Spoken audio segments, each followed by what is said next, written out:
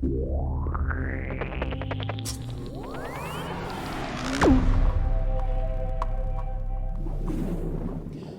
and welcome to AskLRR, a show where you ask LRR. Mimi Wheeler, thank you for having me. It's great to be here, and today I'm joined by Ben. Thank you for being here. It's great to have me. And Serge. Thank you for being me. It's great to see you. Thank you for both being here. It's great to see both of you and having you, and we're all here. And we couldn't all be having us all here if it weren't for patreon.com/LoadingReadyRun. It's because of all of you that we're thankful for having and being, and we're all here. And of course, we wouldn't be here if not for the questions that we received from folks over at the YouTube memberships, youtube.com/LoadingReadyRun. You yourself can become a member and ask us some future questions like, how does it feel to be here? And are we here? And are we thankful for being had here? That question better be verbatim on the next AskLRR, just saying. I'm very particular about When it's that. us three. Oh, yeah, specifically. too, yeah. So All we'll right. see you in like 4 or 5 years. Whatever the math permutation is. Yeah, I like, yeah. okay, all right. Speaking of math, 0 + 1 is 1. And here's our first question. Wait, hold on, slow down. 0 + 1 is 1. It's 1. Wow. You learn something new every day. He doesn't do a lot of combat math. Well, and specifically, he's usually off by 1. Yeah. I believe that's his that brand. number's my weak point. If you did 0 + 2, I would have been with you, but the 1. The Crab Goddess asks, we've heard Serge occasionally Mention how he's off by 1. He's always off by 1. We've heard how Serge is occasionally off by 1. Serge, what's 5 + 2? 4? Oh, no, that's more than 1. 8? I don't know, 6? Okay. We've heard Serge occasionally mention his time going to punk and rock shows growing up, and Omer's a live music boy on all sides of the stage. Do you all have any stories of concerts you've seen, venues you'll never forget, etc.? Yeah, I mean, I did a lot of like setup and stuff like that, but actually going to a show, I have 2 memories, and I'll tell them in quick succession. The first one is I went to go see Caravan Palace live, which is an electro swing band. And it was an awesome show. It was really, really cool, and it was on the second floor of a busted bar called the Pawn Shop in Edmonton. And the beat for electro swing is very much like something that you can jump in time to and like kind of, you know, dance and really groove into. And everybody on the second floor of that building was all jumping in tandem. Oh, no. And you could actually feel the floor like buckling, like bending underneath our feet. Like, and I recall like distinctively, just like as this is going on, I look over to my buddy who's beside me, and he's just like, and like the music was going on, and we just were like, and he's like, Yeah. Are we going to die? yeah. Like, And then afterwards I was like, you know, if we had died, that would have been a pretty neat way to go. It's a good story. Yeah, yeah. And then the other one is I went to go see NoFX when they came through town years and years and years ago. And I was in the mosh pit and kind of flailing around and having fun as you do. And I accidentally ended up full blow elbowing somebody straight in the face, like right in like their schnoz, which happens. Yeah. And because we're Canadian and Canadian pits are always very friendly, people saw that happened. I stopped and I led them outside the pit and I took them over to like the med area. And it turns out it was somebody that I went to elementary school with. And I was like, hey, how's it going? And they're like, well, been better. been better. Yeah. But we ended up catching up and it was very, very sweet. Serge, anything? Too many. So when I was in high school, I basically grew up at punk shows. And I don't know how much I've talked about this. Obviously, a little bit, hence the question being up there. But like, I went to probably 2 to 3 all ages shows every weekend. My buddy, I don't swear a lot, but I can't talk about my buddy Shithead Dave without saying that. Like, that's just how he was known in the whole his community. name, yeah.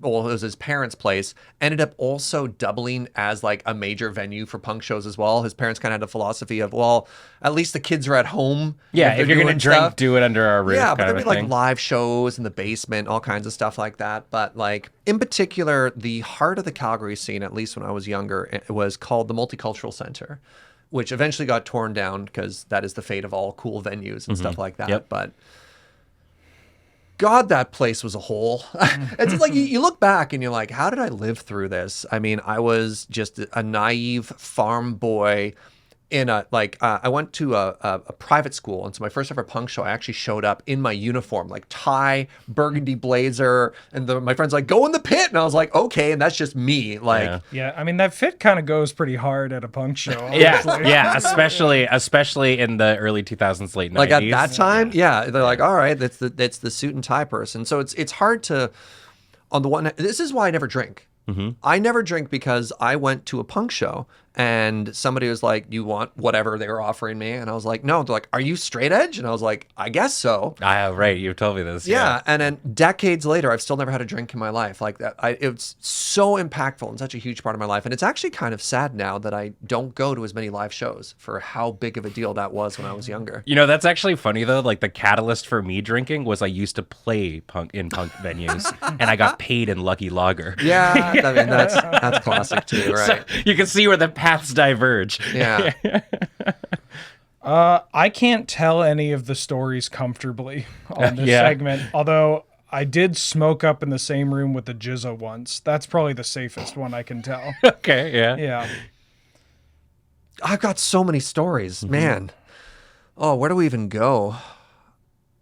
On to question 2. Yeah. If you want, if you got I more. can't pick one. I would need it narrowed down even more. So like talk about show stories, and it's that math gif. You're like, yeah. Well, we can move on. Okay. Serge likes math. Could have fooled me. This guy. From the Crab Goddess, in y'all's opinions, what games or movies have the best soundtracks, and which are your personal favorites? Ooh. I can go first. Yeah. Please. I think the single best soundtrack in a movie ever is The Life Aquatic. Because they have acoustic Portuguese David Bowie covers. That's pretty cool. Performed live on the boat while it's happening. They just like cuts to a dude and he's just sitting there playing the songs. You're like, oh, this had so much. Yeah, that's definitely solid. Yeah. I mean, also like Hades has a very good soundtrack. Really good soundtrack that made me feel stuff. Transistor, the game. Never played it. I think it's made by, what is it, Supergiant? Is that what they're called? What's the name of the Hades people? Yeah, Supergiant. Yeah, Yeah, they're it's made Supermassive. Supermassive Giant? Supermassive. No, it's just Supermassive, I thought.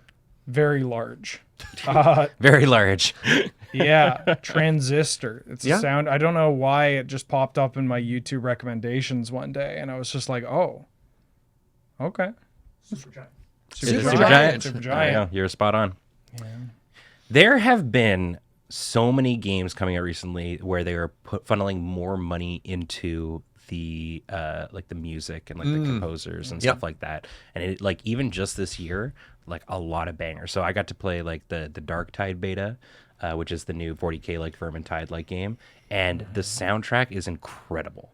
Like when like all like a horde comes in and like the music kicks in, which is very indicative of like what the game got like Left 4 Dead. Left 4 Dead when like it came in, like the guitars started like full on playing and stuff. That's a zombie's entrance Yeah, song. yeah, and so it was really sweet. Metal Hellsinger. I knew you were gonna say that. Metal Yeah, Hellsinger came out this yeah. year.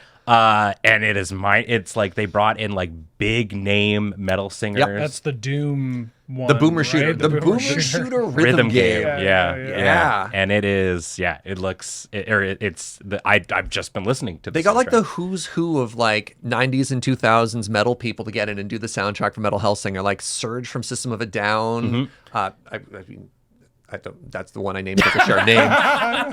I genuinely forget. Every once in a while, his name just like gets out of my memory, but it's like the lead singer of Lamb of God is in there. See, now I'm also Right? like, losing my mind. As soon as I had to be able to as soon as you need to describe something, it, I'm like, I panic, I froze. Yeah, I think, and then like even then, you've got like amazing banger games like Undertale that are really solid when it comes to soundtracks that we use like all the friggin' time.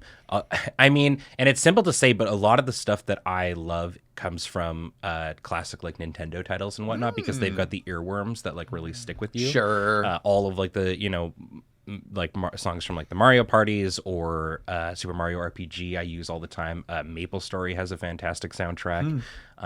Gen 2 Pokemon. Gen 2 Pokemon. Yeah, it's like I could really go on forever. Like funny enough, music in a video game is I will give a game bonus points if the game is like but like the atmosphere and the music is really, really good, which is why I think like Scorn is a decent game because the atmosphere and like the ambiance that they create and whatnot is phenomenal. The game itself is but I still consider it like a good game. I mean, what's the proverb? I would be a fool not to mention. I got to talk about Minecraft. I figured Honestly, you were because you constantly are like, have you heard Big Step? So they actually hired Lena Raine Yeah. to come in and do a couple of new songs for it. And this is a recent change. Obviously, the soundtrack has always been pretty good, but recently they've been adding more tracks to it for more moments. And my biggest complaint with Minecraft, music-wise, is the music doesn't play enough. It doesn't feel like it has cues, like really reliable cues. And I'm like, play these music all the time. So one of the things that you can do is you can actually like adventure specifically to try and find chests that have like the best songs in it, which is Pig Step, and the other is Otherworld, Other Side, both of which by Lena Raine, who's remarkably talented musical composer. Yeah, I'd be remiss too if I didn't say like Final Fantasy 14 is like Yeah. Storm of Blood. I don't even know how. You're going through Stormblood right now.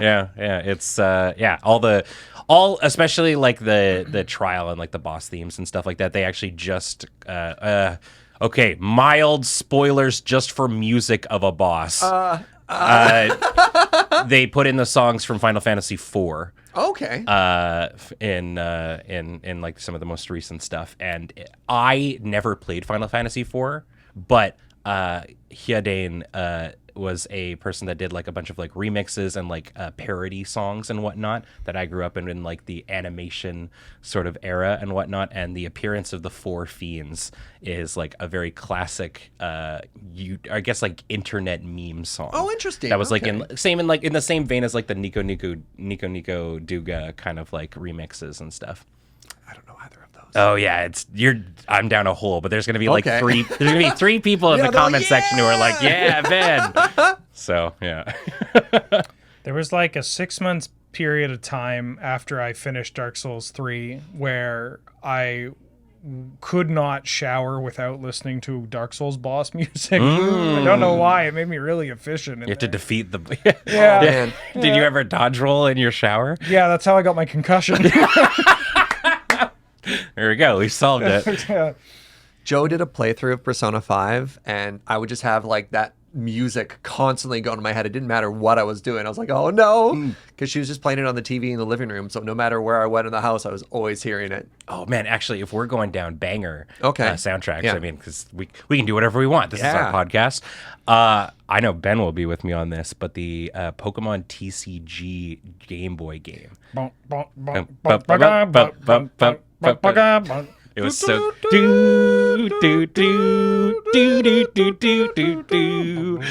It was very good. It was the gym or the club leader song is just very, very, very good. I should play a Pokemon game, apparently. The Pokemon TCG games actually hold up. They're pretty good. Because it's like playing Pokemon 99, which is 99? Is that what the format's called? Yeah, like base fossil. Yeah, where you get to just kind of play the Pokemon TCG as it was like first sort of created and whatnot, without not to discredit what the Pokemon TCG is at now, because it is a very, very fun card game. But there's something very, very nice about like the simplicity of.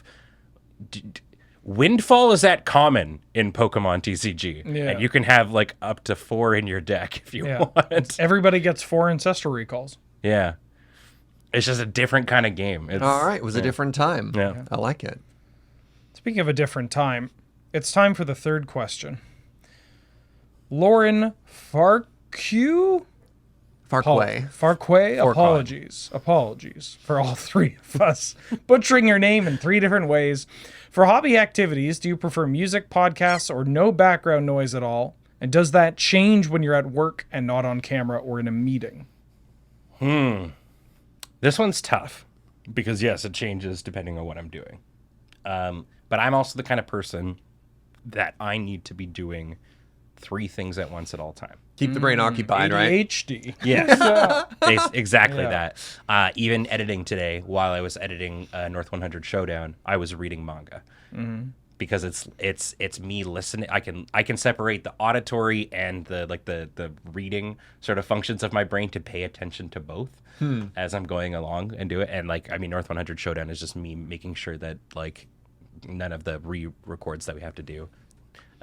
Peek behind the curtain, end up like making it through and stuff. So, yeah, that's part of it. Or I'll play like TFT while I'm editing.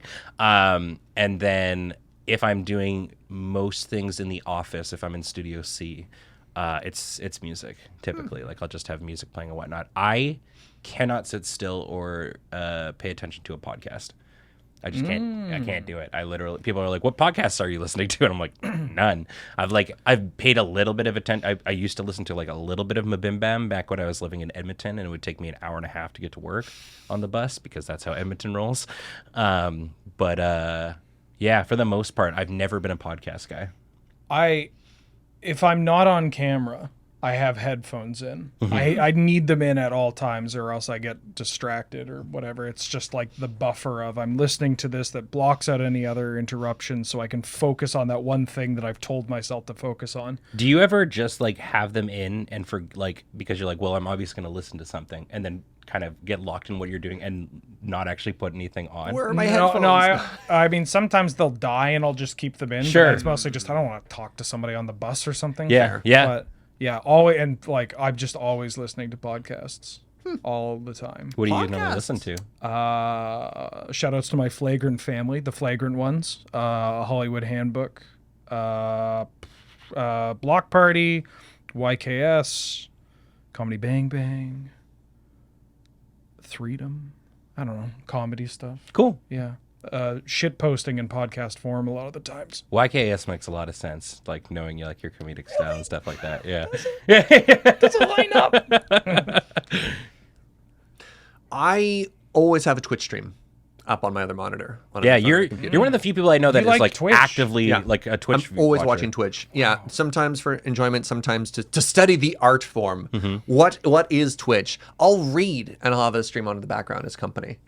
But and it's great because I consider myself to be an excellent second monitor type of content type of person. You know, that's what I watch. You know, make the content you want to be. Yeah. I want to be someone who's not too entertaining to pull me out of what I'm doing, but entertaining enough that I don't change the channel. Yeah, I mean, Adam and I brand. frequently say that, like, for the Let's Know, all our goal is to be on like somebody's second monitor, and every once in a while have them go, Yeah, like that's it. Just the nose exhale. That's all. That's all I ever want. Keck W, right? Yeah. I sometimes listen to music, not as much.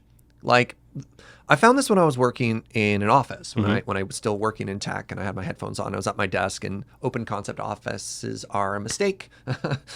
They are two people collaborating, everybody else desperately turning their headphones up to try and get some, get in the zone. I found that with music, if it's good music, I want to listen to the music. I don't want to work, right? And so at that point, I was listening to a lot of just like kind of chill electronica, if there were lyrics, if there's anything that was too engaging, kind of pull me into it. And when it comes to that, I'd rather just have a stream on. If it's just background noise, I find that more, maybe it's closer to the experience of like being in a cafe and just being around people, but not wanting to actually talk. There's like that really wonderful social background noise of being near people. And I think that's what a stream does for me, is it's this feeling of being somewhat social without actually having to engage in it. And you're like, yeah, I'm going to read my book. I'm going to play my game. And sometimes the stream is muted. It's just on the other monitor. Because like I was playing Final Fantasy 14 last night in Discord, hanging out with friends, and I still had a stream on the side. Why? I'm having a conversation. I'm playing a game. I'm watching cutscenes. And yet there's Caleb playing Magic. Yeah, I'm like, all right, whatever, you know? It's the need to be constantly stimulated. I guess so. For a lot of us, I think. Like for me, it's I just need to have something else going on while I'm doing something. So if at any point while the thing that I'm doing bores me, I can disassociate for a little bit. That's pretty much how it is. I also should mention too that like I'm very similar in the way with as Ben, that I do like to have like headphones in a lot of the time, which is where my thing comes from, where I'll actually put headphones in and then get sucked into something that I'm doing and actually forget to put any music or anything on. I just like the feel of having like the kind of silence of it, because I have headaches a lot. I would say about a third of the day I'll have some sort of like headache or something like that. That sucks. It's not great. Yeah, Oh, I'm sure no. it's something deep and medical. But to that I put in a lot of like ASMR kind of stuff a lot of the time, and it actually like makes me feel like a lot better and that sort of thing. And I think it's just like because it's noisy a lot of the times in life nowadays. So just kind of I only have one good ear. I try to like keep it working. That's fair. If I can not have headphones on, I do. I'm one of the few people I know that when sitting in front of a computer, I don't have headphones on. Like when streaming, I just have directional auto. Sometimes I get yelled at if a Discord gets too busy and there's enough microphones, it's hard enough to balance all of them. I'll throw headphones on at that point because I don't want the audio to spill over back into the microphone and like speech jam people.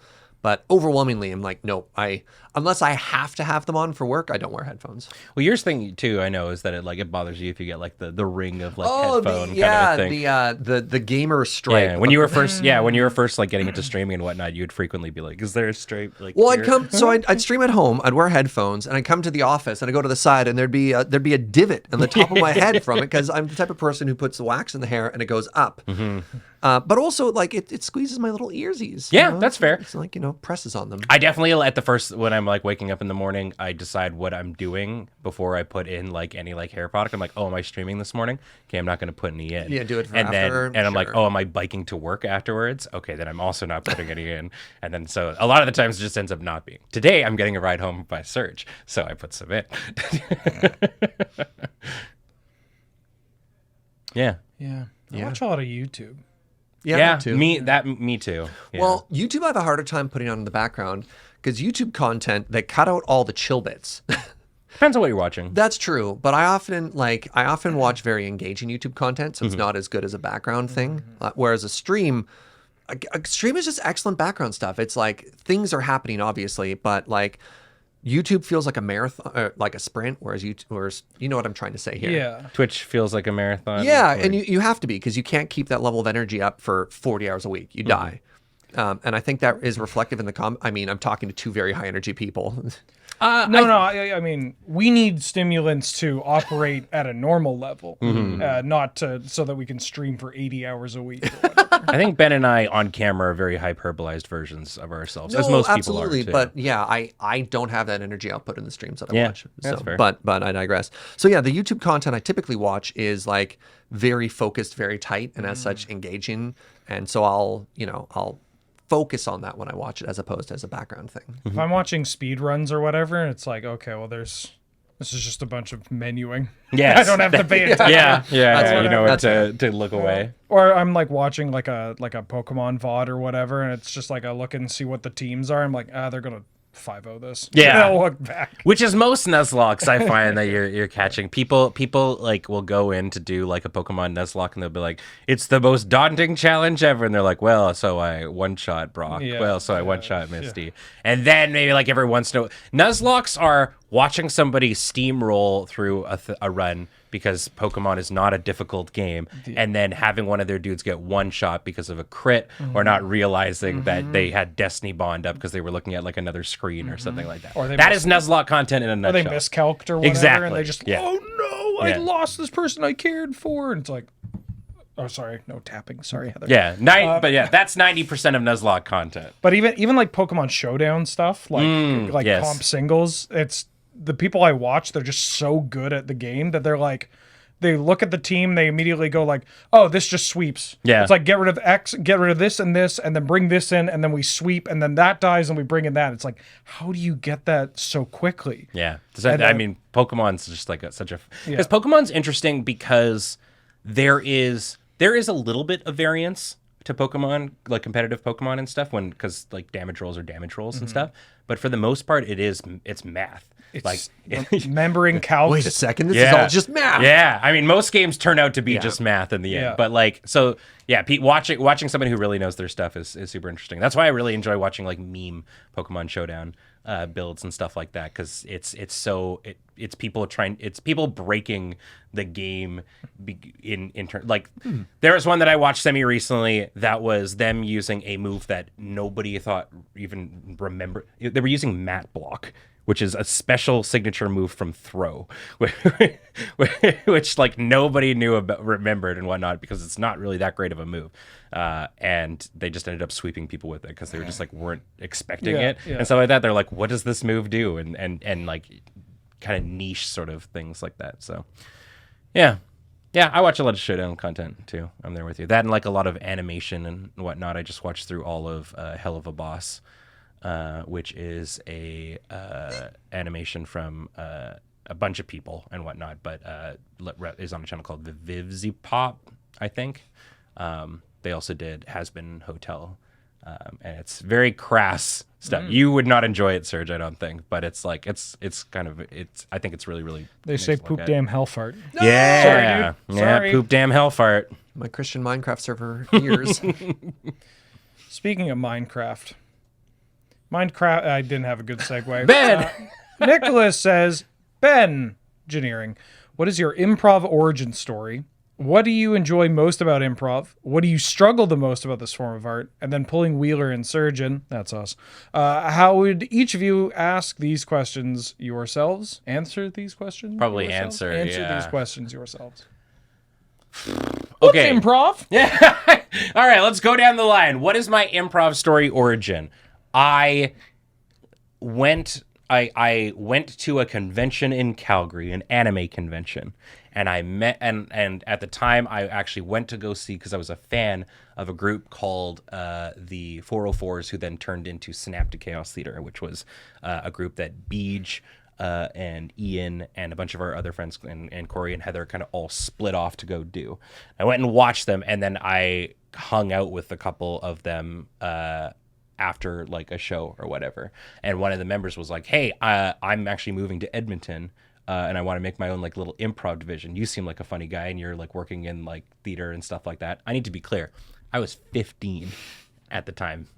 And not in that way. I'm just saying like age wise, like this is where I was. And it was half of my life ago. That's wild. anyways, we met up and we started doing improv things, and they were like, hey, we're doing a show with, we're doing, the Snap Chaos Theater is doing a show in Calgary. It was that same kind of venue a couple years later.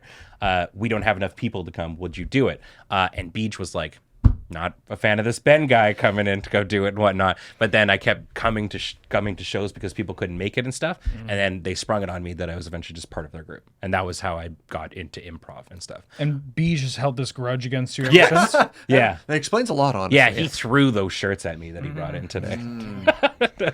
No, it ended up being that, yeah. And now I've been friends with Beej and Heather and Ian and Corey for like a decade now, which is pretty wild. And then they were also the people who got me involved with Desert Bus.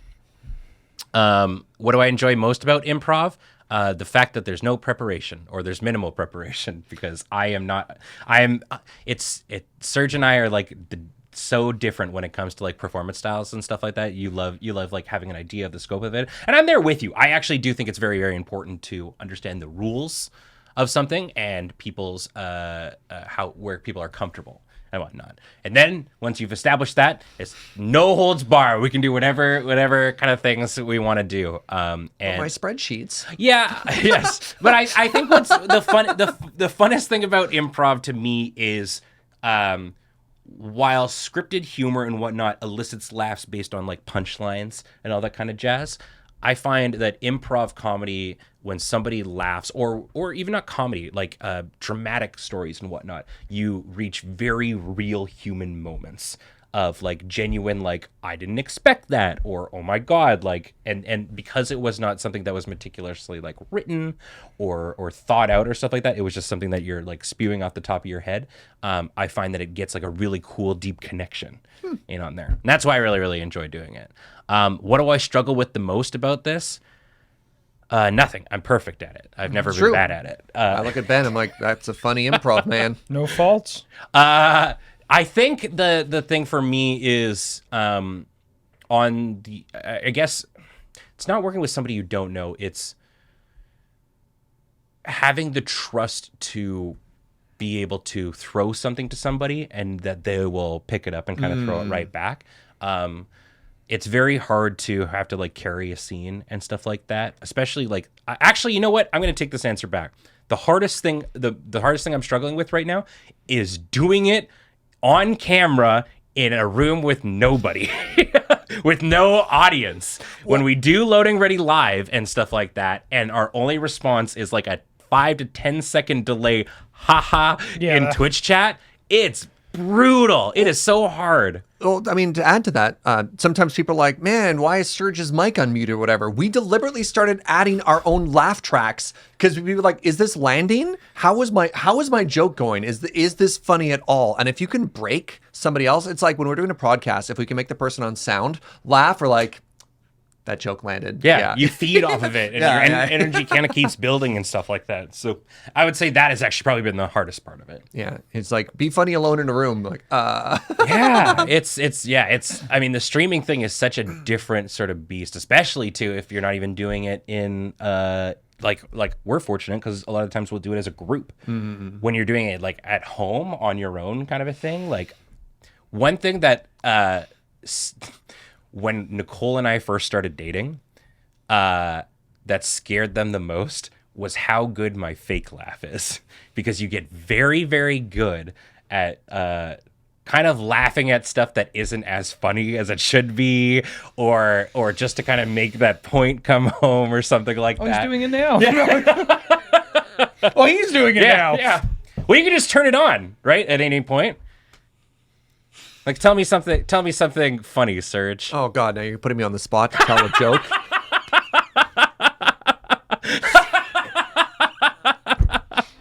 And then you just turn it off, right? And then she's like, "Oh, you're psychotic. You're a crazy person. Yeah. Way to go." But I was like, "But I love dogs." And she was like, "Oh, okay, then we can date." My joke. Was I that funny? I don't even know. You'll never know. If it means anything, I can't fake it. I just don't laugh if it's not funny. See, that was good. And now you'll never know. That was genuinely good. Yeah, I like it. If you can do it with like the stone cold face, like I wonder if that's something that I'm going to derail us away from this. So I've worked very hard to remove ums from my content as a person who produces stuff on shows and stuff like that. I'm very proud of that. I wonder if the fake laugh is something that should go too. I don't think so. Yeah. I don't think there's anything. I think there's a I'm about to make up a word, or it is a real word. Joviality. It sounds real. Yeah. Is that not a real word? Pretty sure you made it up, but look, if Shakespeare But you know can make up exactly words, what so I'm can saying, you. right? Yeah. Like, Okay, like there's a happiness score. There's a The joviality. All right. Yeah. Just plow through it. Yeah. They'll believe you. Yeah. Ben is so eloquent and well spoken.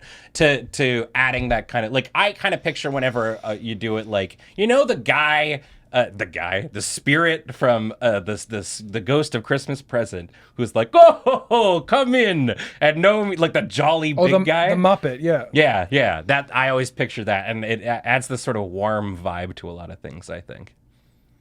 That's fair. Yeah. Yeah. But I mean, if you, I don't know, if you feel like it's not adding anything, then sure. I guess that's the big question. I spent years making it so that I like didn't laugh. What happens when Twitch chat gives you money to make you laugh and their joke falls flat? Do you The polite joke's laugh? on them. I take their money and run. Yeah. I mean, that's that's the same thing as somebody like subbing to your channel and then being a dink and then you banning them. You're like, thanks for the $5. Like, don't be a dink. Kick rocks, loser. Mm-hmm. I don't know. I feel like the laugh works for you in your bit. Yeah. We're punching up Serge's whole job here. I mean, I also don't think that you're ever like to be clear. If I'm doing a fake laugh or if you're doing it and whatnot, I don't think I've ever used it in a position where the thing is objectively not funny and I don't find humor in it. I might like most things we do in our performances and stuff. It's hyperbolizing that sort of thing, right? Mm-hmm. Cameron is not the curmudgeon. The curmudgeon-y, curmudgeonly. Mm-hmm. Yeah. Just take it back. I take it back. All right. Curmudgeonly, upsetty dude that he portrays in a lot of like skits and shows and stuff that we do. He's actually like one of like the biggest so sweetheart. sweet. Yeah. He's a huge sweetheart. Yeah. And Yeah, it's not like a lie. Like I think one of the things that LRR does really really well is the fact that we are pretty much playing ourselves. It's just ourselves at, Exaggerated. 200. Yeah. Yeah.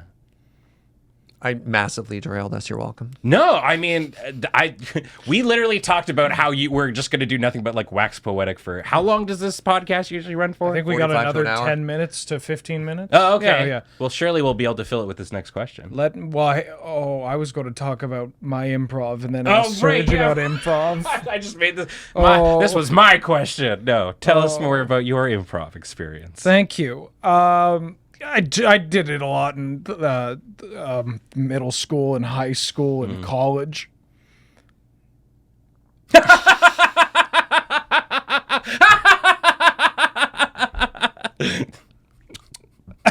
Hey, folks, great seeing you. You ever just like see like Serge break down a little bit inside? All the time. That's a you thing, though. I wasn't done. Fear number 2 when it comes to performing. I'm really bad at spatial work. I almost made up another word. Space work. I mean, space work. In is my head, a job. I'm a dog shit astronaut, is what I'm saying. No, but like, I always have it stuck in my head about like how do you improvise using scissors? Oh, like I would usually go for like big like hedge trimmers kind of. Yeah, but if you're just like trying to show that you're cutting out like a Valentine's card or whatever, like how would you do it? Because you're not supposed to do this because that your hands don't do that. Though your hands aren't scissors. You're supposed to do like this. Oh no, I would do this. Oh, but see, that's the thing is that I anchored myself to these anxieties about like this isn't proper. This isn't proper. And I'm just, I mean, like you said, because we haven't done it in front of an audience or like just haven't done it, anything that requires like the specifics of it. It's just that gnawing at the back of my head. That's interesting. So when you're like portraying shooting somebody, do you go? You go bang bang. Well, you can do this because you're like holding the rifle That's or whatever, fair, but you yeah. don't do this. Yeah. Like this is just pointing, right? No, that's bang. That's bang, but that's Yeah. not how you hold a gun. I know, but That's how you hold a gun. So- Could you That's imagine how if you people hold a did gun. do that though? Like Yeah. they're like caressing the side of like the handgun barrel. I mean, I guess if they're holding it to the side and they're kind of like doing That's like this, or like Yeah. underbalancing yeah, it. just the worst trigger safety of all time. so this is actually something that comes up in Minecraft a lot. It's good. I'll get there. I there. know it's just a very funny segue Yeah. into it. And the idea is that the goal is not realism. The goal is to convey something to the audience. And people are like, add this detail, and you're like, in Minecraft, everything you have is a 1 meter by 1 meter cube. And that is naturally going to limit the amount of fine details you can do and express it. But if somebody looks at that and they say that's a tent, even though no tent is going to be 5 meters wide and 7 meters tall, right? Then you've nailed it. And I think that's important too with that spatial idea, which is as long as you're communicating the concept, as long as the person watching gets it, you've nailed it. Getting So Minecraft character 2 meters. Yeah, just under 2 meters tall, 1.8 meters tall, or something What like is that. that in feet and inches? The same as me. 6'3". That's so tall. Yeah, they're really tall. Everything in Damn. Minecraft is tall, and they can jump a meter, just like no biggie, right? That's like jumping onto this table. getting. I feel like I could jump. Yeah, I'm not gonna do it. No. But I feel like I could jump on So this table. when you go to jump on this table and you catch your ankle on the front and you go, oh no! Yeah. And then you're a TikTok, you're a viral TikTok. I do appreciate the fact that I said I could jump on this table. Paul didn't wince. Like Yeah. Paul didn't even move. He was like, Time to get a new table. he's just so used to like the crap that we do. Yeah. Paul's been waiting for an excuse to get a new table in here, anyways. Which is not to say I don't believe you couldn't do it, but I've also been playing a lot of XCOM lately, and I'm doing the percentages in my head. Ah, the math. yeah, It all and comes back to math in And the I'm end. going to be honest, I got you at like a 47% chance on this table. I would take that shot Jump every time. onto this table? Yeah, like No. from like a here. No, sorry. What, no. what odds? I have 47. I think you can make it, but not every time. I don't think you can make it. Period. Do you work out your calves a lot? I mean I bike ride to work every day now. See, I think I could standing jump and get onto here, and I could get my feet on the corner And then there'd be a little bit of a balance back and forth. And sometimes if my weight was correct, I'd just make it and I'd scoot. And then sometimes I'd be like, okay, and I'd go back down. God, I want to But run I your couldn't- pockets over I this. I couldn't get up I onto the think table. I also deal with the fact that I used to be incredibly athletic, like all the time, kind of a thing. And then life happened. You're 30 now. Yeah, now I'm 30, and I do what we do for a living. So probably not. I think my mind is still in that kind of realm, but I like to still live in the fantasy realm where I could do a 1 meter, just 1 meter vertical leap. It's probably not a thing I could do. I mean, we could plan for it. 1 year from now, we train our vertical train. leaps. Sure. Yeah. I mean, that sounds like a live bit. We That'd just be a good Yeah, montage. there you go. Who's got the best vertical leap? You know who I think it is? Ian? Yes. Yeah. Yeah. He just seems like a guy who can go straight up. I could just picture Ian like running at a fence that's like nipple height, and he just puts one hand on it and just whoosh, he's Yeah. over Oh, like yeah. that. You Like, know what? How? No, Ian would be the guy who does that thing where you reach over and then like they do the weird like half flip thing.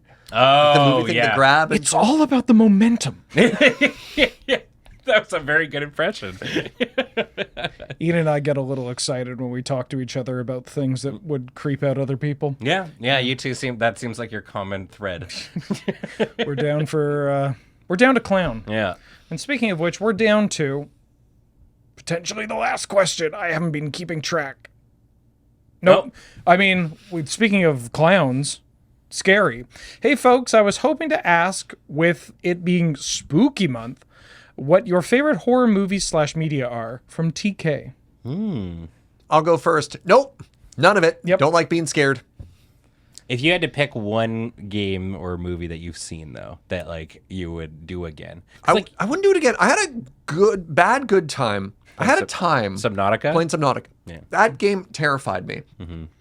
I have a very real fear of deep open water. Fish. Thalassophobia. Thalassophobia. Yeah, not a fish. The fish part is fine. The problem is not what is there. The problem is what could be there. Yeah. And in the deep unknown, it could be anything. And You were experiencing that last night. yeah, I was playing Final Fantasy 14 in an area, and they're like, go to the dungeon at the bottom of the chasm. And you know what I do when I see a chasm? I got my safety hoodie. The safety hoodie. Yeah. Okay, I'm ready. And then you dive down. And then I can dive down. But without the hood, I can't do it. God, I was so sad I didn't have the hood in the corn maze. So you're scared of the unknown. I'm scared of up here. And not the whole drowning part. No, I'm not afraid of drowning. Okay. And like, I don't know. I've spent a lot of time in the water. Oh man, How do you feel about spelunking? Like Caves are fine. Caves are fine. like Darkness is small fine. crevices in the caves. yeah. Don't worry about getting crushed. It's specifically deep water. So I spent a lot of time surfing it again in a while because of the life we do. It's been there. But there's that moment where you're like sitting on your surfboard and you're chilling, your toes are dangling.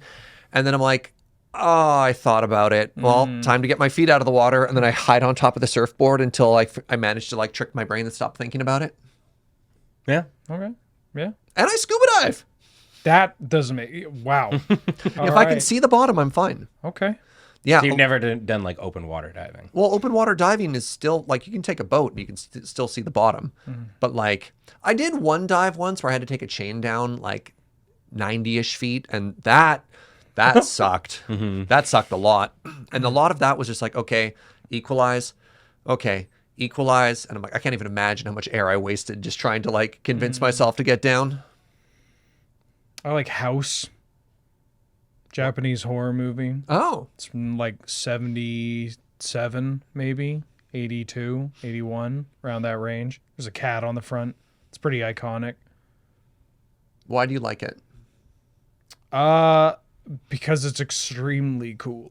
Okay. Yeah. It's supposed to be a horror movie, but it's also very weird, and the effects are really interesting and kind of unnerving in how they do it, in that like if a woman gets decapitated in the film, the head still just keeps talking and it's just like floating around. There's still like artifacts surrounding the head that you can see, and you're just like, oh yeah. Japanese horror is terrific. It's definitely like one of the best, especially like a lot of their found footage stuff is really good. The Thing is my favorite movie of all time. Just saw it recently. Well, not recently. Whenever ComfyCon was. 2019? No. Was it 2019? I didn't go. I guess actually yes, it would have been because Pre-pandemic, right? yeah, okay. So yeah, I saw the thing for the first time at a cabin. I just recently saw the memes of people dunking on the thing, being like, wow, these people are all terrible at Among Us. Yep. Wilford Brimley is sus. So I used to be exactly like Serge, in the exact same way, and then Alex asked me to come be his co-host for the Let's Know. And now horror is my favorite genre. Yeah, I mean it's like exposure, I guess, to it and you start to kind of, I guess I kind of see a lot of things in horror that make it more intriguing and fun to watch than just about any other genre for me.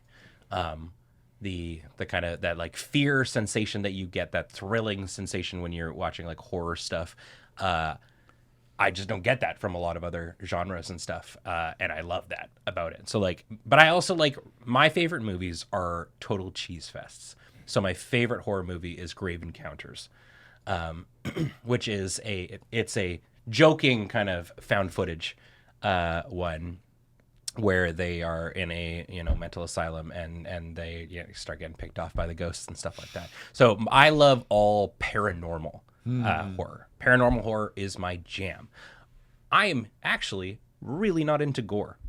It doesn't bother me tremendously unless it's something that's being like quite viscerally done. So like the Hellraiser series and stuff like that, I have a hard time watching. I think they're cool as hell.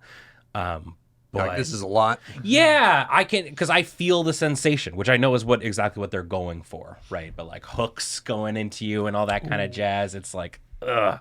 Love it. Which is so funny because like, I guess for me, it's like, that's something that could really happen, I guess. Whereas like ghost stuff definitely can't happen. So maybe that's why I kind of enjoy it in that kind of way.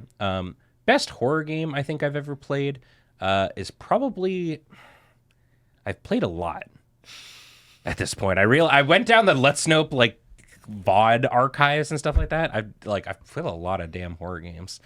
I think Detention might be up there as like one of my favorite games. That's the, is it? It's not Korean. It's Thai. That's what it was. Oh, yeah. right. Yeah, okay. Yeah, that studio is really, really good. It was very fun. They came out with a game called, it was Detention, and then it was The one with the little girl. Deception. I can't remember the name of it. Yeah, it's like, and it had to get taken off of Steam and whatnot because they had a bunch of posters protesting Chinese government and stuff like that, which was like, I was like, man, I love these people. Yeah. they're if they had the budget that they give to Bloober Team, we would get good horror games, but instead we're stuck with Bloober Team. And I'm just going to put that out there. Bloober Team made Layers of Fear, which was a very good game, and it revolutionized, I think, a lot of like stuff in the horror. Like, is that like the QuickTime environment, like those games? It's so when like in the horror games where you'll be like looking at something and then you're like walking down a hallway, right? And then you get to a dead end, and then you turn around and that hallway's gone, kind of a thing, and something else is there. Layers of Fear really pushed in on that, making it like they were like, they're not the people who invented it, sure, but like, I think they definitely popularized it. Okay. And then every game that Bloober Team has released since then, Layers of Fear to Blair Witch, I can't remember, there was the third one that I'm forgetting right now, has all been bad. But they're like probably one of the most popular horror team devs. Are they like M. Night Shyamalan, where you're like, oh, you just got lucky, didn't you? I think so. Wow, uh-oh. That's so rude and incorrect. Wow. What was the good one? Was it Signs? No, not Signs. There was Unbreakable or whatever that one was. Yeah. That one was good. That one was good. And the I Can See Dead People one. Signs. Oh, is that called Signs? No, Sixth Sense. Sixth Sense. Thank you. Yeah. So sorry. you got two. Yeah, and then after that, the twist at the end was just never really good. I think people liked the mimetic nature of M. Night Shyamalan, which is why he became quite famous for those kind of reasons. I think it's pretty cool to have like a mainstream director making horror movies that also just he has his own style. Yeah. And like nowadays when so much is just homogenized crap. That's fair. That's fair. So it's I mean, I nice. think that's why Jordan Peele is doing so well. for Yeah, himself yeah, right now, exactly. too. Yeah. I wish I could watch those movies. Have you seen Nope? Not yet. It's so good. I've heard nothing but good things. Nope. Yeah. So, That's me. Nope. Nope. no, you Yeah. like it. There's a Nope. oh, okay. What did we but yeah, I mean, I think what's really cool about the horror genre in video games too is a lot of people use it as their like entry into game making, I think too. And you find some real nuggets in there that are like absolutely solid, and a lot of bad. You know, there's a reason why a lot of things on Watch and Play are horror games and stuff, right? Because people kind of go for like the cheap stuff. But like the Mortuary Assistant that we recently played is actually like a banger of a game. It's very, very fun. It's the first one in a while to actually give me nightmares. Yeah, I haven't gotten nightmares from a horror game in a while, and that one got me. Yeah, and I think actually the current trend in horror games right now is for people to do make the game using very simple assets in Unity and then slapping a PS2 or a PS1 filter over top of it to make everything kind of look fuzzy like it was on like a CRT interesting. and stuff. And some of the games in there are really, really solid. Some ones are not so great. But yeah.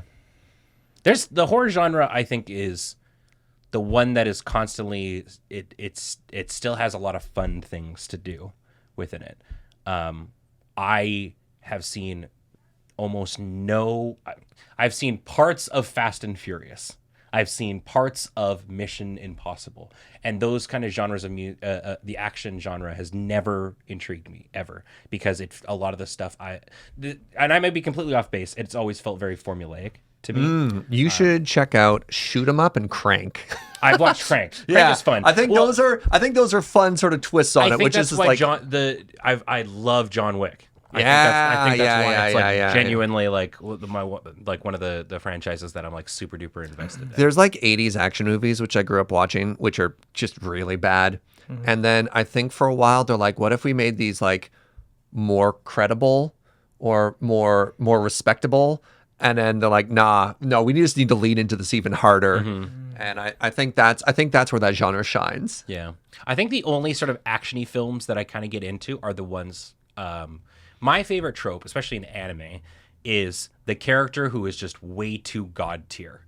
Oh yeah. And instead it's them kind of coming to terms with how, or like trying to be average. You know, the One Punch Man. No, I get it. Yeah. As one of Serge's very good friend and one of my ex-roommates, very good friend as well. I should also be clear there. Their favorite thing was like the immortal god who decides to settle down and like make an onsen or work at a fast food joint or whatever. Who is like all knowing and like Larry can't be beat, and then like. Yeah, their life kind of goes around it, which is actually why. Actually, I should say I went and saw Bullet Train in theaters, and I actually really enjoyed it just because like Brad Pitt's character is just very like good at what they do, right? And so it's them just kind of coming to terms with being like, why is all this happening to me? I don't actually want to fight anybody. Please, God, stop. And then they're like, no, we'll fight you. And he's like, all right. kills you, and it's like, whew, that was really unfortunate, and like kind of moves on to the next thing. It's like, I love that. If you want like some of the best, stupidest choreographed action scenes ever, or actually Jason Statham movies. Yes. Specifically the Transporter trilogy. And I love that there's a Transporter trilogy.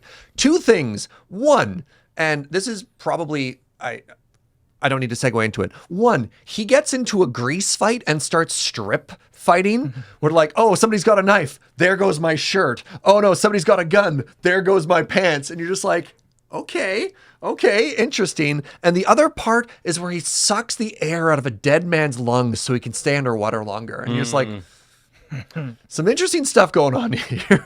Yeah. Okay. Okay. Horror. Horror, the final frontier. And it's time for the final question. From Zen Zephyr, what's your favorite food to cook? I miss having a barbecue. I think I do a pretty good job of preparing meat, TM, but nowadays, since I don't have one, rice dishes. I make curries, I make stir fries. I like to take large things and chop them into very small things and then put those together in a bowl. And then eat like a million things at once. I haven't cooked meat, like a cooked meat, in years because my husband is vegan. And when your spouse is vegan, you slowly start to become vegan. Like, I'll still have meat sometimes, but it's always just like, oh, I made a chicken breast for myself just so my body won't reject this for too long, that kind of thing. Yeah, curries. It's a lifesaver of a vegan diet. That's it. I cook a lot of curry. Yeah. Yeah, I mean, I'm the same way. Nicole is ex-vegetarian. I do all the cooking in our house, and so it's like it's mainly just chicken. That's kind of the only sort of meat that they'll eat. But every once in a while, there's like if I can disguise the texture because it's a texture thing for them, then I can make just about anything, right? So actually one of the favorite things that's just very, very simple that I like to do is a completely like handmade stew.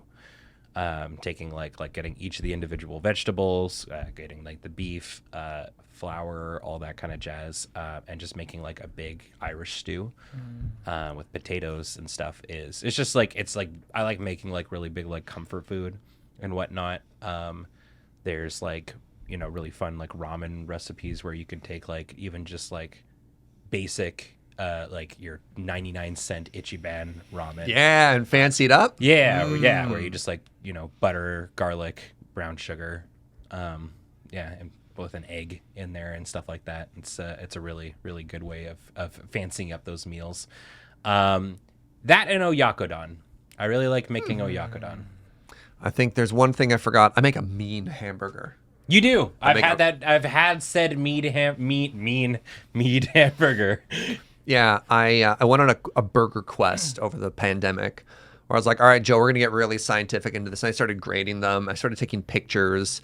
I learned like really interesting technique. Like when you're making the patty, you actually want to indent it so that when it starts to swell from the cooking, it swells flat instead of swelling up, and then your bun sits like on top like a little hat. You're like, no, your burger has to be perfect or even down a little bit. So like I got really into making my burgers even better than the last time I made you one. What have you settled on as like not necessarily like the meat, but like what does the perfect burger look like? Because I feel like a lot of the times when you see the perfect burger, it's like this stack that's like this tall. No, I don't put a lot on it. It's all about the meat for me. Yeah. It's all about the meat. I don't mix anything to the filling. Pure beef, about an inch thick, Balderson cheddar, a little bit of like a sweet barbecue sauce, and whatever else you like on it, and like a good brioche bun. I like a brioche bun. Do you feel like the perfect burger needs to have lettuce and tomato? No, I don't put lettuce and tomato on mine.